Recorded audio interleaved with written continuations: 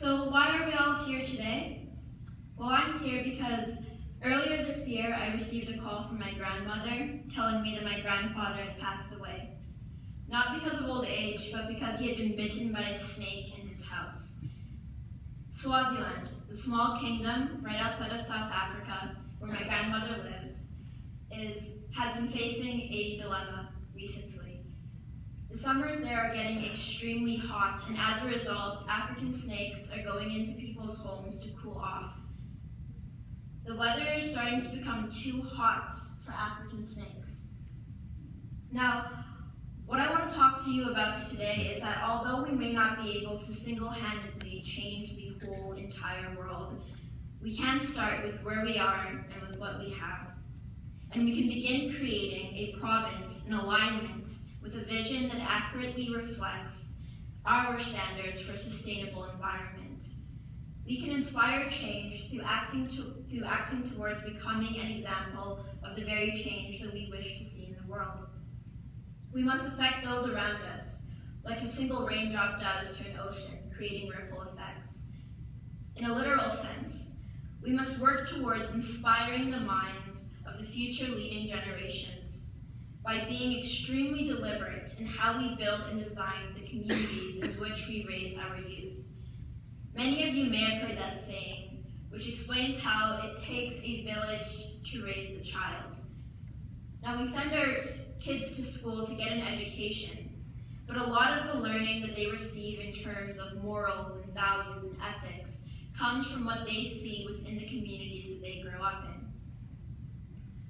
So, leading up to 2030, I encourage everyone to actively work towards building an infrastructure for change in their communities that is sustainable, equitable, and empowering.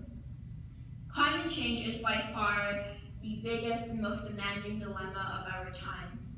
However, when walking through many communities in Calgary alone, actions to better our climate situation exist only minimally. The presence of mindless urban sprawl continues to replace the already limited existence of natural environment. Local paths and parks only provide garbage bins for pedestrians to dispose of both their garbage and recyclable products. It is important that through community action, we show youth that the well-being of our natural environment is something that should be considered a priority.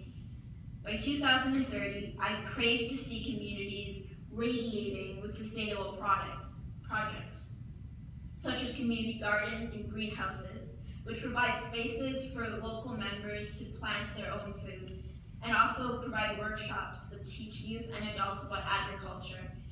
I crave to see next to every public garbage bin a recycling bin and compost bin as well.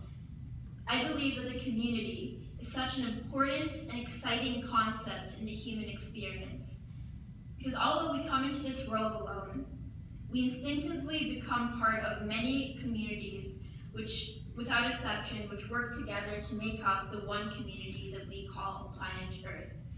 So let's build our smaller communities in a way that reminds and conditions our youth to value the preservation of the Earth's well-being, and to value how their actions affect their neighbors who live next to them, and the neighbors who live across the world from them.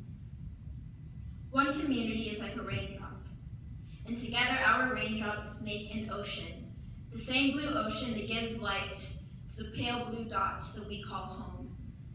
And so I encourage all of you to contribute to the raindrop that is Alberta, and to help create a global and generational ripple of sustainability. Thank you.